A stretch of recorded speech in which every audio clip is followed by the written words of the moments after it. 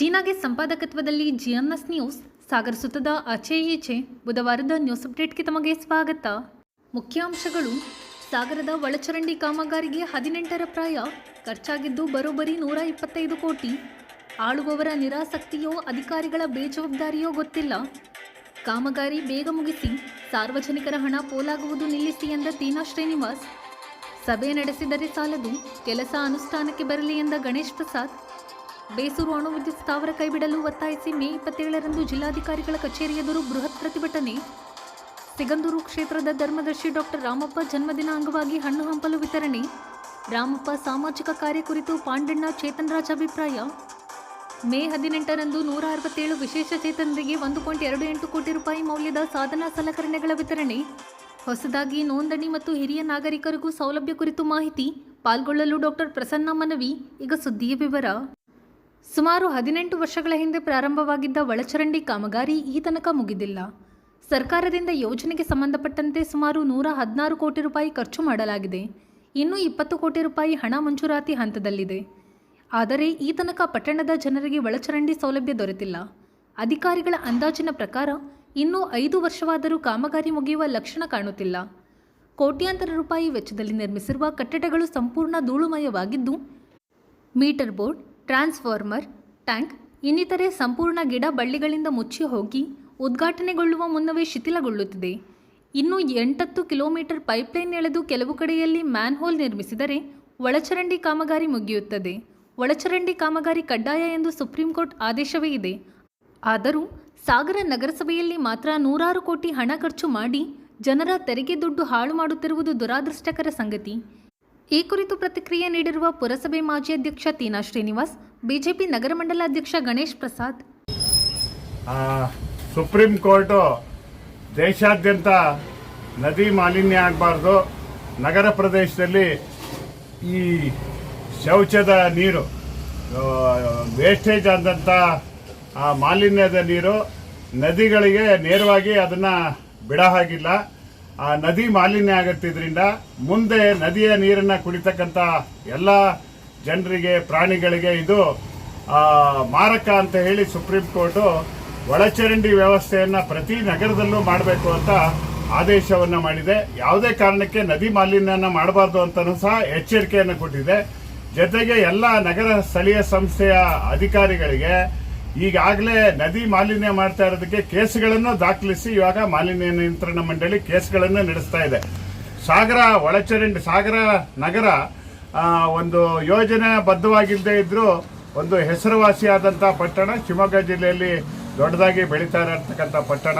2008-09ರಲ್ಲಿ ನಾವು ಕೆಲವು ಚುನಾಯಿತ ಪ್ರತಿನಿಧಿಗಳು ಸಲಹೆ ಕೊಟ್ಟ ಮೇರೆಗೆ ಉಪಮುಖ್ಯಮಂತ್ರಿಗಳು ಒಂದು ಸಭೆಯನ್ನು ಕರೆದಿದ್ರು, ಸಾಗರಕ್ಕೆ ಏನಾಗಬೇಕು ಅಂತ. ಶರಾವತಿ ನದಿಯಿಂದ ನೀರಿನ ಯೋಜನೆ ನಮ್ಗೆ ಆಗಬೇಕು, ಜೊತೆಗೆ ಒಳಚರಂಡಿ ಆಗಬೇಕು ಅಂತ 2 ಯೋಜನೆಗಳು ಬೇಕು ಅಂತ ನಾವು ಕೇಳಿದ್ವಿ. ಉಪಮುಖ್ಯಮಂತ್ರಿಯಾಗಿ ಅವರು 15 ಲಕ್ಷ ರೂಪಾಯಿಯನ್ನು ಸರ್ವೆಗೆ ಹಣ ಕಟ್ಟಿ ಅಂತ ಹೇಳಿ ಆದೇಶ ಮಾಡಿ ಕೂಡಲೇ ಅದಕ್ಕೆ ಪ್ರಾರಂಭ ಮಾಡೋದಕ್ಕೆ ಕಾರಣರಾದರು. ಜೊತೆಗೆ ಈ 2008-09ರಲ್ಲಿ ಸಾಗರ ನಗರಕ್ಕೆ ಒಳಚರಂಡಿ ವ್ಯವಸ್ಥೆ ಮಾಡೋದಕ್ಕೆ 71 ಕೋಟಿ ರೂಪಾಯಿಗಳ ವೆಚ್ಚದಲ್ಲಿ ಟೆಂಡರನ್ನು ಕರೆಯಲಾಯಿತು.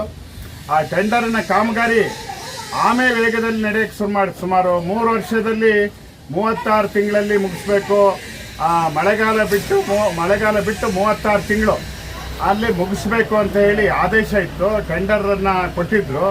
ಆದರೆ ಅದು ಮಂದಗತಿಯಲ್ಲಿ ನಡೀತಾ ಬಂದು ಸುಮಾರು 18 ವರ್ಷಗಳಾದರೂ ಸಹ ಇನ್ನೂ ಒಳಚರಂಡಿ ವ್ಯವಸ್ಥೆ ಸಾಗರಕ್ಕಾಗಿಲ್ಲ. ಅಂದರೆ ಆಡಳಿತ ವ್ಯವಸ್ಥೆಗೆ ಇದು ನಾಚಿಕೆಗೇಡು ಮತ್ತು ಸರ್ಕಾರದ ಬೊಕ್ಕಸಕ್ಕೂ ಸಹ ದೊಡ್ಡ ಅನ್ಯಾಯವನ್ನು ಹಣಕ್ಕೆ ಮಾಡ್ದಂಗಾಗಿದೆ. ಇವತ್ತೇನು ಕಾಮಗಾರಿ ಎಲ್ಲಿಗೆ ಬಂದು ನಿಂತಿದೆ ಅಂದರೆ, ಈಗ ಹಿಂದಿನ ಗುತ್ತಿಗೆದಾರ ನನ್ನ ಕೆಲಸ ಮುಗೀತು, ನನಗೆ ಭೂಸ್ವಾಧೀನ ಮಾಡಿ AC ಅವರು ಭೂಸ್ವಾಧೀನಾಧಿಕಾರಿ ಜಮೀನು ಕೊಡದೇ ಇರೋದ್ರಿಂದ ಮುಂದೆ ನಾನು ಕೆಲಸ ಮಾಡೋಕ್ಕಾಗಲ್ಲ ಅಂದು ಕಾಮಗಾರಿ ಮಾಡಿದಂಥ ಎಲ್ಲ ಬಿಲ್ಲನ್ನು ಅವರು ತಗೊಂಡು ಹೋಗಿದ್ದಾರೆ. ಜೊತೆಗೆ ಸಾಗರ ಮನೆ ಕನೆಕ್ಷನ್ನು, ಈ ವೇಸ್ಟೇಜ್ ಶೌಚಾಲಯದ ನೀರು ಮತ್ತು ವ್ಯರ್ಥ ನೀರನ್ನು ಏನು ಮನೆಯಿಂದ UGDಗೆ ಸಂಪರ್ಕ, ಒಳಚರಂಡಿಗೆ ಸಂಪರ್ಕ ಮಾಡೋದಕ್ಕೆ ಕಾಗೋಡು ತಿಮ್ಮಪ್ಪನವರಿದ್ದಾಗ 25 ಕೋಟಿ ರೂಪಾಯಿಯನ್ನು ಮಂಜೂರು ಮಾಡಿಸಿದ್ರು. ಆ ಕೆಲಸನೂ ಸಹ ಮುಗದೇ ಇಲ್ಲ. ಅದು ಅದು ಸರಿಯಾಗಿ ಆರಂಭನೂ ಆಗಿಲ್ಲ, ಮುಗ್ದಿಲ್ಲ, ಹಾಗೇ ಇದೆ. ಜೊತೆಗೆ ಇವತ್ತು ಮತ್ತೆ ಇನ್ನೂ 25 ಕೋಟಿ ಒಂದು ಕಾಮಗಾರಿಗೆ, ಮತ್ತೊಂದು 14 ಕೋಟಿ ಒಂದು ಕಾಮಗಾರಿಗೆ, ಹೀಗೆ ಹಣನ ಮಂಜೂರು ಮಾಡಿಸೋದಕ್ಕೆ ಈಗಿನ ಶಾಸಕರು ನಾ ಮಾಡಿಸ್ತೀನಿ ಅಂತ ಹೇಳಿ ಸ್ವಲ್ಪ ಹಣ ಮಂಜೂರು ಮಾಡಿಸಿದ್ದಾರೆ. ಇನ್ನೂ ಮಂಜೂರಾಗೋ ಹಂತದಲ್ಲಿ ವ್ಯವಸ್ಥೆ ಇದೆ. ಆದರೆ ಕೆಲಸ ಮಾತ್ರ ಸಮರ್ಪಕವಾಗಿ ಆಗಲು ಕಾಣಲ್ಲ. 18 ವರ್ಷ ಆಗಿದ್ದು ಇನ್ನು ಶಾಸಕ ಗೋಪಾಲಕೃಷ್ಣರ ಅವಧಿ ಮುಗಿಯೋವರೆಗೂ ಇದು ಆಗ ಲಕ್ಷಣಗಳೇನು ಇವತ್ತು ಕಾಣ್ತಾ ಇಲ್ಲ. ಈಗ ಇದಕ್ಕೆ ಮುಖ್ಯ ಕಾರಣ ನಮ್ಮ ಸಾಗರದ ಭೂಸ್ವಾಧೀನಾಧಿಕಾರಿ, ಉಪವಿಭಾಗಾಧಿಕಾರಿ ಬೇಜವಾಬ್ದಾರಿತನನೇ ಇವತ್ತು ಈ ಕಾಮಗಾರಿ ಮುಂದುವರಿದೇ ಇರೋದಕ್ಕೆ, ಭೂಸ್ವಾಧೀನ ಮಾಡಿ ಅದನ್ನು ಹ್ಯಾಂಡ್ ಓವರ್ ಆ ಇಲಾಖೆಗೆ, ಒಳಚರಂಡಿ ಕಾಮಗಾರಿಗೆ ಅದನ್ನು ವಹಿಸ್ಕೊಡದೇ ಇರೋದ್ರಿಂದ, ಭೂಸ್ವಾಧೀನ ಮಾಡಿ ವಹಿಸ್ಕೊಡದೇ ಇರೋದ್ರಿಂದನೇ ಇವತ್ತು ಕಾಮಗಾರಿ ನಿಂತಿದೆ ಅಂತ ಹೇಳಿ ಇವತ್ತು ಹೇಳಿದ್ದಾರೆ. ಹೀಗಾಗಿ ಇವತ್ತು ನಮ್ಮ ಸಾಗರ ಹೈವೇ ಕಾಮಗಾರಿನೂ ಇದೇ ಆಗಿದೆ, ಭೂಸ್ವಾಧೀನ ಆಗದೆ ಇರೋದ್ರಿಂದ ನಿಂತಿದೆ. UGD ನಿಂತಿದೆ. ಮಾರುಕಟ್ಟೆ ರೋಡಲ್ಲೂ ಭೂಸ್ವಾಧೀನಾಧಿಕಾರಿ ಬೇಜವಾಬ್ದಾರಿತನನೇ ಕಾರಣ ಆಗಿದೆ. ಇದನ್ನ ಗಂಭೀರವಾಗಿ ಬರೀ ಶಾಸಕರಲ್ಲ, ಜಿಲ್ಲಾ ಉಸ್ತುವಾರಿ ಸಚಿವರು, ರಾಜ್ಯ ಸರ್ಕಾರನು ತೀವ್ರವಾಗಿ ಇವ್ರ ಮೇಲೆ ಕ್ರಮ ಕೈಗೊಂಡು ಭೂಸ್ವಾಧೀನ ಮಾಡಿ ಅವ್ರಿಗೆ ವಹಿಸ್ಕೊಟ್ರೆ ಈ ಕಾಮಗಾರಿಯನ್ನ ಕರೆಕ್ಟಾಗಿ ಮುಂದುವರಿಯೋದಕ್ಕೆ ಕಾರಣ ಆಗುತ್ತೆ. ಸಾಗರದಲ್ಲಿ UGD ಕಾಮಗಾರಿ ಹೇಳ್ತಕ್ಕಂಥದ್ದು ಒಂದು ಮರೀಚಿಕೆಯಾದ ವಾತಾವರಣ ಸೃಷ್ಟಿ ಮಾಡಿದೆ. ಸುಮಾರು 2008ರಲ್ಲಿ, ಅಂದರೆ ಸುಮಾರು 18 ವರ್ಷದ ಹಿಂದೆ ಮಾನ್ಯ ಯಡಿಯೂರಪ್ಪ ಮುಖ್ಯಮಂತ್ರಿಯಾದ ಸಂದರ್ಭದಲ್ಲಿ ಸಾಗರಕ್ಕೆ UGDಯನ್ನು ಜಾರಿ ಮಾಡಿದರು. ಸುಮಾರು ಆ ಸಂದರ್ಭದಲ್ಲಿ 72ರಿಂದ 80 ಕೋಟಿ ರೂಪಾಯಿ ವೆಚ್ಚ ಅಂತೇಳಿ ಆ ಸಂದರ್ಭದಲ್ಲಿ ಹಣವನ್ನು ಬಿಡುಗಡೆ ಮಾಡಿದರು. ಆ ಸಂದರ್ಭದಲ್ಲಿ ಪ್ರಾರಂಭಿಕವಾಗಿ ಒಂದು ಸ್ವಲ್ಪ ವೇಗವಾಗಿ ಕಾಮಗಾರಿ ನಡೀತು. ಆದರೆ ಕ್ರಮೇಣ ಬರ್ತಾ ಬರ್ತಾ ಕಾಮಗಾರಿ ಬಹಳ ನಿಧಾನವಾಗಿ ಇವತ್ತು ಇನ್ನೂ ಕೂಡ ಕಾಮಗಾರಿ ಪೂರೈಸಿಲ್ಲ. 18 ವರ್ಷಗಳಿಂದಲೂ ಕೂಡ ಒಂದು ಕಾಮಗಾರಿ ಪೂರೈಸಿಲ್ಲ ಅಂತಂದರೆ ಇದರ ಹಿಂದಿರ್ತಕ್ಕಂಥ ಮರ್ಮ ಏನು ಹೇಳ್ತಕ್ಕಂಥದ್ದು ಗೊತ್ತಾಗ್ತಾ ಇಲ್ಲ. ಯಾಕಂದರೆ ಇವತ್ತು ನಾವು ಕೇಳಿದವಾಗ ಸುಮಾರು ಇನ್ನೂ ಒಂದು 10.5 ಕಿಲೋಮೀಟರ್ನಷ್ಟು ಕಾಮಗಾರಿ ಬಾಕಿ ಇದೆ ಅಂತ ಹೇಳ್ತಾ ಇದ್ದಾರೆ. ಅಕ್ವಿಜೇಷನ್ ಪ್ರೋಸೆಸ್ ಇನ್ನೂ ಪೂರೈಸಿಲ್ಲ. ಅಂದರೆ ಇದು ಆಡಳಿತ ನಡೆಸ್ತಾ ಇರ್ತಕ್ಕಂಥ ಒಂದು ವೈಫಲ್ಯ ಹೇಳ್ತಕ್ಕಂಥದ್ದು ಇದರಲ್ಲಿ ಗೊತ್ತಾಗ್ತಾ ಇದೆ. ಹಾಗಾಗಿ ದಯಮಾಡಿ ನಾನು ಸರ್ಕಾರದವರಲ್ಲಿ, ಮಾನ್ಯ ಶಾಸಕರಲ್ಲಿ ವಿನಂತಿ ಮಾಡೋದೇನೆಂದರೆ, ತಕ್ಷಣದಲ್ಲಿ ಏನು ಅಕ್ವಿಜೇಷನ್ ಇದೆ ಆ ಕಾರ್ಯ ಪೂರೈಸಬೇಕು. ಅದ್ರ ಜೊತೆಗೆ ಉಳಿದಿರ್ತಕ್ಕಂಥ ಕಾರ್ಯಗಳು ಸುಮಾರು ಈಗಾಗಲೇ 120 ಕೋಟಿ ರೂಪಾಯಿಗಳು ವೆಚ್ಚ ಆಗಿದೆ ಹೇಳ್ತಾ ಇದ್ದಾರೆ. 18 ವರ್ಷ 120 ಕೋಟಿ ಕಾಮಗಾರಿ ಪೂರೈಸಿಲ್ಲ ಅಂತಂದರೆ ನಿಜಕ್ಕೂ ಕೂಡ ಇದು ಸರ್ಕಾರದ ಯೋಜನೆಯ ಒಂದು ವೈಫಲ್ಯ ಇರತಕ್ಕಂಥ ಎದುರುಗಡೆ ಕಾಣ್ತಾ ಇದೆ. ದಯಮಾಡಿ ಆದಷ್ಟು ಬೇಗ ಶಾಸಕರು ಇದ್ರ ಬಗ್ಗೆ ವಿಶೇಷವಾದ ಮುತುವರ್ಜಿಯನ್ನು ವಹಿಸಬೇಕು. ಸಾಗರ ನಗರದಲ್ಲಿ ಆಗಬೇಕಾಗಿರ್ತಕ್ಕಂಥ ಅನಿವಾರ್ಯ ಕಾರ್ಯಕ್ರಮ ಇದು. ಇದನ್ನು ಪೂರೈಸ್ತಕ್ಕಂಥ ಕೆಲಸವನ್ನು ಅವರು ತಕ್ಷಣದಲ್ಲಿ ಮುತುವರ್ಜಿ ವಹಿಸಿ ಮಾಡಬೇಕಂತಕ್ಕಂಥ ವಿನಂತಿಯನ್ನು ಮಾಡ್ತಾ ಇದ್ದೀನಿ. ಜೊತೆಗೆ ಅಧಿಕಾರಿಗಳು ಬಹುಶಃ ಇವತ್ತು ಬೇರೆ ಬೇರೆ ಕಾರ್ಯಕ್ರಮಗಳನ್ನು ನೋಡ್ತಾ ಇದ್ದೀವಿ. ನಿನ್ನೆ ಸೊರಬ ರಸ್ತೆ ಅಗಲೀಕರಣದ ಬಗ್ಗೆ ಮಾತಾಡ್ತಾ ಇದ್ರು, ಆಮೇಲೆ ಬೇರೆ ಬೇರೆ ಕಾರ್ಯಕ್ರಮಗಳ ಉದ್ಘಾಟನೆ, ಶಂಕುಸ್ಥಾಪನದ ಬಗ್ಗೆ ಮಾತಾಡ್ತಾ ಇದ್ರು. ಆದರೆ ಯಾವುದೂ ಕೂಡ ಬಾಯಿ ಮಾತಿನಲ್ಲಿ ಆಗ್ತಾ ಇದೆ ಹೊರತು ಯಾವುದೂ ಕೂಡ ಕೃತಿ ರೂಪದಲ್ಲಿ ಬರ್ತಾ ಇಲ್ಲ ಇವತ್ತಿನ ಸುಮಾರು 3 ವರ್ಷದಿಂದ. ದಯಮಾಡಿ ಆದಷ್ಟು ಬೇಗ ಇದಕ್ಕೆ ಒಂದು ಮುಕ್ತಿ ಕೊಡ್ತಕ್ಕಂಥ ಕೆಲಸ ಆಗಬೇಕು. ಸಾಗರ ಏನು UGDಯ ಒಂದು ಪೂರ್ಣ ಆಗತ್ತೆ ಹೇಳ್ತಕ್ಕಂಥ ನಿರೀಕ್ಷೆ ಸಾಗರ. ಮೇ 27ರಂದು ಬೇಸೂರು ಅಣು ವಿದ್ಯುತ್ ಸ್ಥಾವರ ಯೋಜನೆ ಖಂಡಿಸಿ ಶಿವಮೊಗ್ಗ ಜಿಲ್ಲಾಧಿಕಾರಿಗಳ ಕಚೇರಿ ಎದುರು ಬೃಹತ್ ಪ್ರತಿಭಟನೆ ಹಮ್ಮಿಕೊಳ್ಳಲಾಗಿದೆ ಎಂದು ಜನಪರ ಹೋರಾಟ ವೇದಿಕೆ ಅಧ್ಯಕ್ಷ ಬೇಸೂರು ಇಂದುಧರ್ ಗೌಡ ತಿಳಿಸಿದರು. ಸಾಗರ ತಾಲೂಕಿನ ಬೇಸೂರಿನಲ್ಲಿ ಮಂಗಳವಾರ ಬೇಸೂರು ಅಣು ವಿದ್ಯುತ್ ಸ್ಥಾವರ ಯೋಜನೆ ಖಂಡಿಸಿ ಕರೆಯಲಾಗಿದ್ದ ಸಮಾಲೋಚನಾ ಸಭೆ ಉದ್ದೇಶಿಸಿ ಅವರು ಮಾತನಾಡುತ್ತಿದ್ದರು. ಈ ಸಂದರ್ಭದಲ್ಲಿ ತೀನಾ ಶ್ರೀನಿವಾಸ್, ಕುರುವರಿ ಸೀತಾರಾಮ್, ನವೀನ್ ಕೆವಿ, ನಾಗೇಂದ್ರ ಸಾಗರ್, ಕೊಂಟುಗೋಡು ಸೀತಾರಾಮ್, ಅರುಣ್ ಪಾಟೀಲ್, KG ಪ್ರಶಾಂತ್ ಇನ್ನಿತರರು ಹಾಜರಿದ್ದರು. ಬುಧವಾರ ಬರುತ್ತೆ. ಕನಿಷ್ಠ ನಾವು ಅಲ್ಲಿ 1,500 ಇಂದ 2,000 ಜನ ಶಿವಮೊಗ್ಗ ಸೇರ್ಲೇಬೇಕು. ಅದಕ್ಕೆ ಬೇಕಾಗಂತ ಪರ್ಮಿಷನ್, ಪೊಲೀಸು ವಗೇರೆ ಅದು ನಮ್ಮ ಶ್ರೀನಿವಾಸ್ ಅವರು ಇದ್ದಾರೆ. ಮತ್ತು ನಾವು ಅವ್ರನ್ನ ಹಿಡ್ಕೊಂತೀವಿ. ಅವ್ರು ಏನ್ ಮಾಡ್ಬೇಕು ಅವ್ರ ಮಾರ್ಗದರ್ಶನ ತಗೊಂಡು ಅದನ್ನೆಲ್ಲ ನಾವು ಮಾಡ್ತೀವಿ. DC ಆಫೀಸಿಗೆ ಹೋಗ್ಬೇಕು, ಹಂಗೆ ಹೋಗಿ ಬರಲ್ಲ. 27ನೇ ತಾರೀಕು ಬುಧವಾರ ಈ ಒಂದು ಬೇಸೂರಿನಲ್ಲಿ ನಡೀತಕ್ಕಂಥ ಅಣು ವಿದ್ಯುತ್ ಸ್ಥಾವರದ ಬಗ್ಗೆ ಇವತ್ತು ನಮ್ಮ ಬೇಸೂರಿನ ನಮ್ಮ ಸ್ವಗೃಹದಲ್ಲಿ ಇವತ್ತು ಮೀಟಿಂಗ್ ಅನ್ನ ಕರೆದಿದ್ದೆ.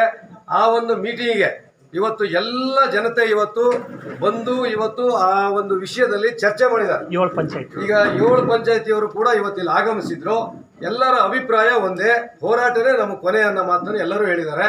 ಹಾಗಾಗಿ ನಾವು ಮುಂದಿನ 27ನೇ ತಾರೀಕು ಬುಧವಾರ ಸಹ ಶಿವಮೊಗ್ಗದಲ್ಲಿ DC ಅವರಿಗೆ ಮನವಿ ಕೊಡುವಂತ ಕಾರ್ಯಕ್ರಮವನ್ನ ನಾವು ಪಕ್ಷಾತೀತವಾಗಿ, ಜಾತ್ಯತೀತವಾಗಿ ಎಲ್ಲಾ ಸಂಘಟನೆಯವ್ರನ್ನ ಇಟ್ಕೊಂಡು ನಮ್ಮ ಬೇಸೂರು ಎಲ್ಲ ಪಂಚಾಯತಿಯವರು ಅವರು ಸೇರ್ಕೊಂಡು ಅದನ್ನ ಎಲ್ಲ 9 ಪಂಚಾಯತ್ ಅಂದ್ರೆ ಇಲ್ಲಿರ್ತಕ್ಕಂಥ ಲೋಕಲ್ 9 ಪಂಚಾಯತಿ, ಹೊಳೆಯಿಂದ ಆಚೆಗೆ ಇರ್ತಕ್ಕಂಥ 3 ಗ್ರಾಮ ಪಂಚಾಯತಿ ಎಲ್ಲರೂ ಸೇರಿ ನಮ್ಮ ಹೋಬಳಿ ಮಟ್ಟದಲ್ಲಿ ತಾಲೂಕು ಮಟ್ಟದಲ್ಲಿ ಒಂದು ದೊಡ್ಡ ಹೋರಾಟವನ್ನು ಮಾಡಿ DC ಮನವಿಯನ್ನು ಕೊಡುವಂಥ ಒಂದು ವ್ಯವಸ್ಥೆಯನ್ನು ಮಾಡೋಣ.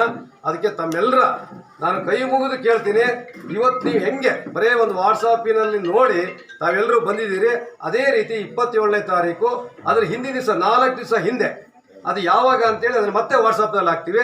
ಅವತ್ತು ಇದೇ ರೀತಿ ಸೇರ್ಕೋಬೇಕು.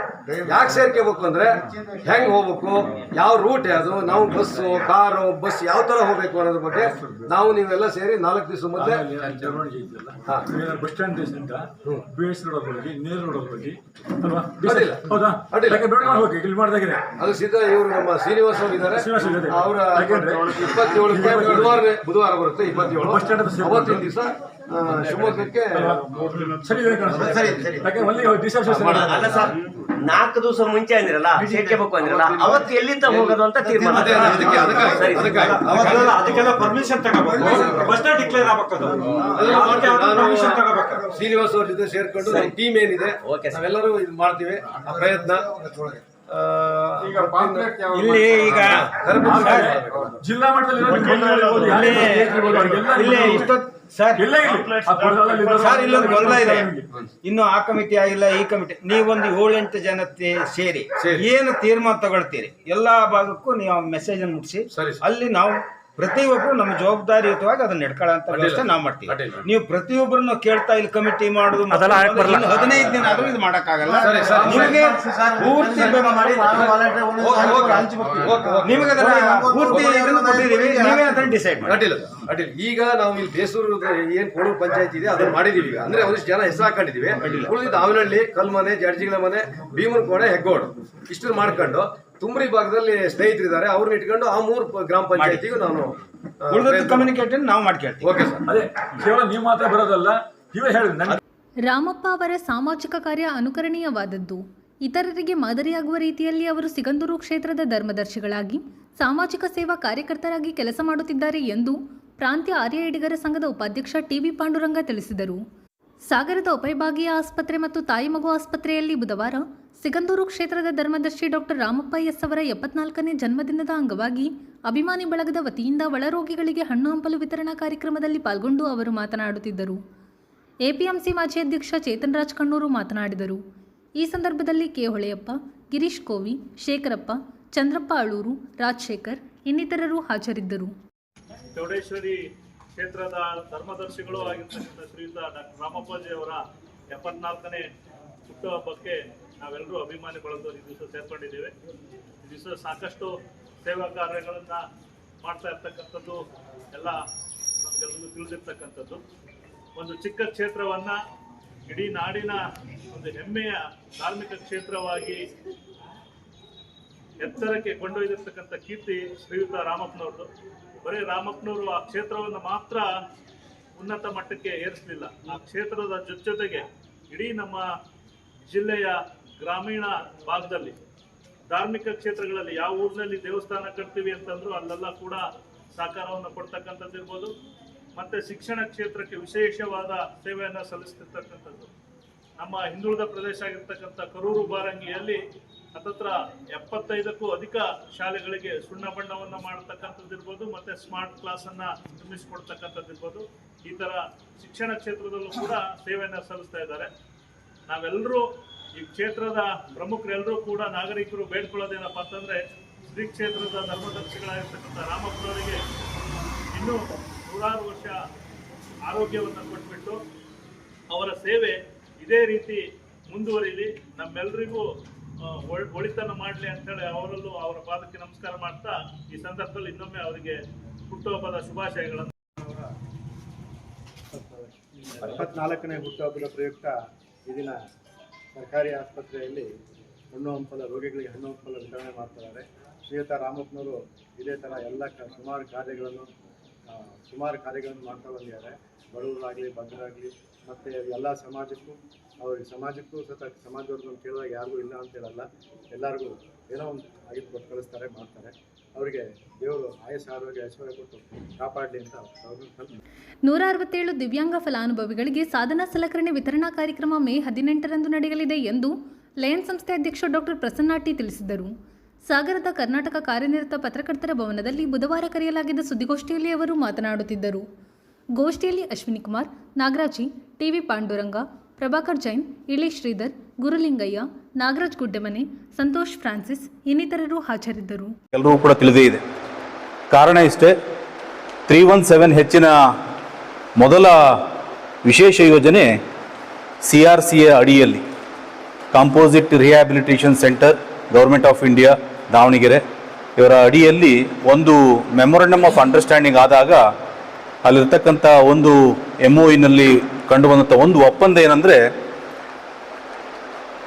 ಎಲ್ಲ ವಿಕಲಚೇತನರಿಗೆ ಅಥವಾ ವಿಶೇಷ ಚೇತನರಿಗೆ, ದಿವ್ಯಾಂಜನರೇನಿದ್ದಾರೆ ಅವರಿಗೆ ಇನ್ಸ್ಟ್ರೂಮೆಂಟ್ಸ್ ಕೊಡುವಂಥದ್ದು, ಎಕ್ವಿಪ್ಮೆಂಟ್ಸ್ ಕೊಡ್ತಕ್ಕಂಥದ್ದು, ಏಡ್ಸ್ಗಳನ್ನು ಕೊಡ್ತಕ್ಕಂಥದ್ದು, ಅಪ್ಲಯನ್ಸ್ಗಳನ್ನು ಕೊಡ್ತಕ್ಕಂಥ ವಿಚಾರವಾಗಿ ನಾವು ಒಪ್ಪಂದವನ್ನು ಓದಿಕೊಂಡಾಗ ಅದಕ್ಕೆ ಸಂಬಂಧಪಟ್ಟಂತೆ ನಮ್ಮ ಅಶ್ವಿನಿ ಸರ್ ಹೇಳ್ತಿದ್ರು, ಸಾಗರದಲ್ಲಿ ಇದು ಮೊದಲ ಕಾರ್ಯಕ್ರಮ ಆಗಬೇಕು ಅಂತೇಳಿ.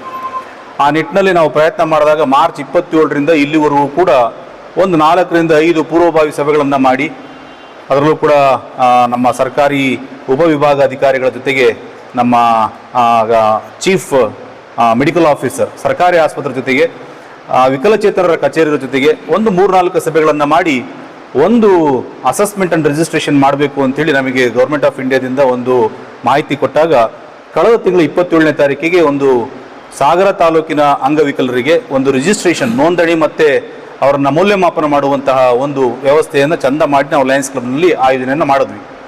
ಇದಕ್ಕೆ ಸಂಬಂಧಪಟ್ಟಂತೆ ನಮಗೆ 253 ಜನ, ನಮಗೆ ಮೆಡಿಕಲ್ ಆಫೀಸಿಂದ ಬಂದಿದ್ದ ಲಿಸ್ಟು 266 ಜನದ್ದು. ಅದರಲ್ಲಿ 253 ಜನ ನೋಂದಣಿಯನ್ನು ಮಾಡಿಕೊಂಡ್ರು. ಅದಾದ ನಂತರ ಅವರು ಮೌಲ್ಯಮಾಪನಕ್ಕೂ ಕೂಡ ಮೌಲ್ಯಮಾಪನಕ್ಕೆ ಒಳಪಟ್ಟಾಗ ಅಲ್ಲಿ ಮೌಲ್ಯಮಾಪನಕ್ಕೆ ಮಾಡಲಿಕ್ಕೆ ಬಂದಂಥವರು ಉತ್ತರ ಪ್ರದೇಶದಿಂದ ಶ್ರೀಯುತ ಆದರ್ಶ್ ಸಿಂಗ್ ಅಂತೇಳಿ, ತದನಂತರ ಒರಿಸ್ಸಾದಿಂದ ಜಿಬೋನ್ಜೀತ್ ಮೊಹಂತಿ ಅಂತೇಳಿ, ಅವರಿಬ್ಬರೂ ಕೂಡ ಗೌರ್ಮೆಂಟ್ ಆಫ್ ಇಂಡಿಯಾದ ಕಸ್ಟೋಡಿಯನ್ಗಳಾಗಿ ಅಂಗವಿಕಲರಿಗೆ ಮೌಲ್ಯಮಾಪನ ಮಾಡಬೇಕು ಅಂತೇಳಿ ಬಂದಾಗ 253 ಜನದ ರಿಜಿಸ್ಟ್ರೇಷನ್ ಆಗುತ್ತೆ. ಆ ರಿಜಿಸ್ಟ್ರೇಷನ್ ಆಗಿ ಅವರಿಗೆ ಬ್ಲೂ ಕಾರ್ಡ್ ಕೂಡ ಇಶ್ಯೂ ಆಗುತ್ತೆ. ಆ ಬ್ಲೂ ಕಾರ್ಡ್ ಇಶ್ಯೂ ಆದಾಗ ಆ ಬ್ಲೂ ಕಾರ್ಡನ್ನು ಗೌರ್ಮೆಂಟ್ ಆಫ್ ಇಂಡಿಯಾದಲ್ಲಿ ಅಪ್ಲೋಡ್ ಮಾಡೋಕ್ಕೆ ಹೋದಾಗ ಅಲ್ಲಿ ನಮಗೆ ಕರೆಕ್ಟಾಗಿ ಆ ಪಕ್ಕಾ ಅಪ್ಲೋಡ್ ತೊಗೊಂಡಿದ್ದು ಅದು 187 ಜನದ್ದು. ಆ 187 ಜನದ್ದು ಅಪ್ಲೋಡ್ ತಗೊಳ್ತದ್ದು ಮುಂಬೈನಲ್ಲಿ ಇದರ main office, ministry of justice and welfare officer ಅಂತೇಳಿ ಅದಕ್ಕೆ ಸಂಬಂಧಪಟ್ಟಂತೆ ಒಂದು ಗೌರ್ಮೆಂಟ್ ಆಫ್ ಇಂಡಿಯಾದ ಒಂದು ಮಿನಿಸ್ಟ್ರಿನೇ ಇದೆ. ಆ ಸಂಸ್ಥೆಯಲ್ಲಿ ನಾವು ಅಪ್ಲೋಡ್ ಮಾಡಿದಾಗ, ಯಾರು CRC ಅವರು ಅಪ್ಲೋಡ್ ಮಾಡಿದಾಗ, ಆ 268 ಅಪ್ಲಯನ್ಸಸ್ಗಳಲ್ಲಿ ಭಾರಿ ಕಾಸ್ಟ್ಲಿ ಐಟಮ್ಸ್ಗಳು ಕೂಡ ಇದ್ದಾವೆ. ಅದರಲ್ಲಿ 1,27,000 ರೂಪಾಯಿ ಮೊತ್ತದ ಒಂದು ಐಟಮು, ಒಟ್ಟು 11 ಐಟಮ್ ಆ ರೀತಿಯಾದಂಥ ಐಟಮ್ಗಳು ಬಂದಿದ್ದಾವೆ. ಅದರಲ್ಲಿ ಮೊದಲನೇ ಐಟಮ್ ಏನಂದರೆ active folding wheel chair, 12 active folding wheel chair ಬರ್ತಾ ಇದೆ. ತದನಂತರ battery operated motorised tricycle with box. ಬಹಳಷ್ಟು ಜನ ಅಲ್ಲಿ ನಮಗೆ ಆಪರೇಟ್ ಮಾಡೋಕ್ಕಾಗೋದಿಲ್ಲ, ಕೈ ಇಲ್ಲ, ನಮಗೆ ಕಾಲಿಲ್ಲ, ಆಟೋಮೆಟಿಕ್ ನಮಗೆ ಬ್ಯಾಟ್ರಿ ಚಾಲಿತ ಆಗಬೇಕು ಅಂತೇಳಿ ಅಂದಾಗ ಆ ರೀತಿಯಾದಂತಹ ಐಟಮ್ಗಳು 11 ನಮಗೆ ಬರ್ತಾ ಇದ್ದಾವೆ. Braille cane folding 4 brain cane folding ಬರ್ತಿದ್ದಾವೆ. BTE ಏಡ್ ಡಿಜಿಟಲ್ ಕ್ಯಾಟಗರಿ 3 40 ಆ ರೀತಿಯಾದಂಥ ಐಟಮ್ಗಳು ಬರ್ತಿದ್ದಾವೆ. CP wheel chair with commode ಬೇಕು ನಮಗೆ, ಕಮೋಡಿಗೆ ಹೋಗ್ಲಿಕ್ಕೆ ಆಗೋದಿಲ್ಲ ಅನ್ನುವಂಥ ನಿಟ್ಟಿನಲ್ಲಿ ವಿತ್ ಕಮೋಡ್ ಕೇಳ್ತಿರ್ತಕ್ಕಂಥವ್ರು 4 ಜನ ಆ ರೀತಿಯಾದಂಥ ಅಂಗವಿಕಲರಿದ್ದಾರೆ, ಅಂಥ ಐಟಮ್ಗಳು ಬರ್ತಿದ್ದಾವೆ. ದೆನ್ ಕ್ರಚ್ ಆಕ್ಸಿಲಾ ಲಾರ್ಜ್ ಅನ್ನುವಂಥದ್ದು ಏನು ನಾವು ರೈಟ್ ಸೈಡಿಗೆ ಇಟ್ಕೊಳ್ತಾರೆ ಅಂಗವಿಕಲರು, ಕಾಲಿಲ್ದವರಿಗೆ, ಅದು 8 ಐಟಮ್ಗಳು ಬರ್ತಿದೆ. ಕ್ರಚ್ ಆಕ್ಸಿಲಾ ಮೀಡಿಯಮ್ಮು 12 ಐಟಮ್ಗಳು ಬರ್ತಿದೆ. ದೆನ್ ಕ್ರಚ್ ಎಲ್ಬೋ ಲಾರ್ಜ್ ಅಂತಕ್ಕಂಥದ್ದು 38 ಐಟಮ್ಗಳು ಬರ್ತಿದ್ದಾವೆ. ರೊಲ್ಯಾಟರ್ ಅಡಲ್ಟ್ 4 ಐಟಮ್ಗಳು ಬರ್ತಿದ್ದಾವೆ. ರೊಲ್ಯಾಟರ್ ಚೈಲ್ಡಿಗೆ 1 ಐಟಮ್ ಬರ್ತಿದೆ. ದೆನ್ ಸುಗಮ್ಯ ಕೇನ್ 5 ಬರ್ತಿದ್ದಾವೆ. TLM kit secondary and prevocational group 12 to 15 and 16 to 18 25 ಐಟಮ್ಗಳು ಬರ್ತಿದ್ದಾವೆ. ಟ್ರೈಸೈಕಲ್ ಲಾರ್ಜ್ 29 ಐಟಮ್ಗಳು ಬರ್ತಿದ್ದಾವೆ. ವಾಕಿಂಗ್ ಸ್ಟಿಕ್ ಅಡ್ಜಸ್ಟಬಲ್ 28 ಐಟಮ್ಗಳು ಬರ್ತಿದ್ದಾವೆ. Wheel chair folding standard model adult ಸೈಜಿಗೆ ಸಾತಿ ಎನ್ನುವಂಥ ಒಂದು ಸ್ಟ್ಯಾಂಡರ್ಡ್ ಫಾರ್ಮೆಟ್ ಅನ್ನು ಗೌರ್ಮೆಂಟ್ ಆಫ್ ಇಂಡಿಯಾ ತಂದಿದೆ, ಅದು 47 ಐಟಮ್ಗಳು ಬರ್ತಿದ್ದಾವೆ. ಸರಿಸುಮಾರು 1,27,00,000 ತಗಲುವಂಥ ಈ ಐಟಮ್ಗಳು ನಮಗೆ ಈಗ ಆಲ್ರೆಡಿ 7 ರಿಂದ 8 ಲಾರಿಗಳಲ್ಲಿ ಮುಂಬೈಯಿಂದ ಬೆಂಗಳೂರಿಗೆ ಬಂದು ಬೆಂಗಳೂರಿಂದ ದಾವಣಗೆರೆಗೆ ಯಾಕೆ ಬರುತ್ತೆ ಅಂದರೆ ಅಲ್ಲಿ CRCಯಲ್ಲಿ GPS ಕ್ಯಾಮ್ರಾ ಇರ್ತದೆ. ಆ ಕಾರಣಕ್ಕೋಸ್ಕರ ಬೆಂಗಳೂರಿಗೆ ಬಂದು ದಾವಣಗೆರೆಗೆ ಬಂದು ಡಂಪ್ ಆಗುತ್ತೆ. ಅಲ್ಲಿಂದ ನಾವು ತರುವಂಥ ವ್ಯವಸ್ಥೆಯನ್ನು ನಮ್ಮ ದ್ವಿತೀಯ ಜಿಲ್ಲಾ ಉಪಗವರ್ನರ್ ಅಶ್ವಿನಿ ಕುಮಾರ್ ಅವರು ಆ ಕೆಲಸವನ್ನು ಅವರು ಲಾರಿಗಳನ್ನು ಬಾಡಿಗೆ ಲಾರಿಗಳನ್ನು ಮಾಡಿಸಿ ಅಲ್ಲಿಂದ ಇಲ್ಲಿವರೆಗೆ ಒಂದು 7 ರಿಂದ 8 ಲಾರಿಗಳನ್ನು ಕಳುಹಿಸಿ ತರಿಸುವಂಥ ವ್ಯವಸ್ಥೆಯನ್ನು ನಾವುಗಳು ಮಾಡಿಕೊಂಡಿದ್ದೇವೆ. ಇದಿಷ್ಟೂ ಕೂಡ 18ನೇ ತಾರೀಕಿಗೆ ನಡೀತದೆ. ಹಾಗಾದರೆ ನನಗೆ ನಮ್ಮ ಪತ್ರಕರ್ತರ ಮಿತ್ರರಲ್ಲಿ ಮಹೇಶ್ ಹೆಗಡೆಯವರು ಒಂದು ಪ್ರಶ್ನೆ ಕೇಳಿದ್ರು. ಏನಂದರೆ ಫೋನ್ ಮಾಡಿದ್ರು, ಸರ್ ಹಾಗಾದರೆ ಈ ಲಿಸ್ಟಲ್ಲಿ ಏನು 167 ಜನ ಇದೆ, ಇದರ ಹೊರತಾಗಿರ್ತಕ್ಕಂಥವರಿಗೆ ಹಾಗಾದರೆ ಮತ್ತೆ ಒಳಗಡೆ ಬರೋಕ್ಕಾಗೋದಿಲ್ವಾ ಅಂತೇಳಿ. ಅದಕ್ಕೆ ಸಂಬಂಧಪಟ್ಟಂತೆ ಕೂಡ ಇನ್ವಿಟೇಷನ್ ನಾವು ಮೆನ್ಷನ್ ಮಾಡಿದ್ದೇವೆ. 18ನೇ ತಾರೀಕಿಗೆ ಬೆಳಿಗ್ಗೆ 8 ಗಂಟೆಯಿಂದ 11 ಗಂಟೆವರೆಗೂ, ಕಾರಣ 11 ಗಂಟೆಯಿಂದ ಸಭಾ ಕಾರ್ಯಕ್ರಮ ಮತ್ತು ಇನ್ಸ್ಟ್ರೂಮೆಂಟ್ಸ್ ಡಿಸ್ಟ್ರಿಬ್ಯೂಷನ್ ಕಾರ್ಯಕ್ರಮ ಇರುವ ಕಾರಣ ಬೆಳಗ್ಗೆ 8 ಗಂಟೆಯಿಂದ 11 ಗಂಟೆವರೆಗೂ ಕೂಡ ನಾವು ಅಸೆಸ್ಮೆಂಟ್ ಮತ್ತು ರಿಜಿಸ್ಟ್ರೇಷನ್, ಯಾರು ಈ ಲಿಸ್ಟಿಂದ ಹೊರಗಿದ್ದಾರೆ ಅವರಿಗೆ ಪುನಃ ಈ ಲಿಸ್ಟ್ ಒಳಗಡೆ ಬರಲಿಕ್ಕೆ ಅವರಿಗೆ ಅವಕಾಶ ಇದೆ. ಮತ್ತೆ ಅವರಿಗೆ ಇನ್ನೊಂದಿನ ಒಂದು ಕಾರ್ಯಕ್ರಮ ಮಾಡಿ ಶಂಕರ ಮಠದ ಸಂಯುಕ್ತಾಶ್ರಯದಲ್ಲಿ ಇನ್ನೊಂದಿನ ಕಾರ್ಯಕ್ರಮ ಮಾಡಿ ಆ ಐಟಮ್ಗಳನ್ನು ಕೊಡುವಂತಹ ವ್ಯವಸ್ಥೆಗಳನ್ನು ಮಾಡ್ತೇವೆ. ಇದು ಬುಧವಾರದ ಸಮಗ್ರ ಸುದ್ದಿ. ನಿರಂತರ ಸುದ್ದಿಗಾಗಿ ನೋಡ್ತಾ ಇರಿ GNS ನ್ಯೂಸ್. ನಮಸ್ಕಾರ.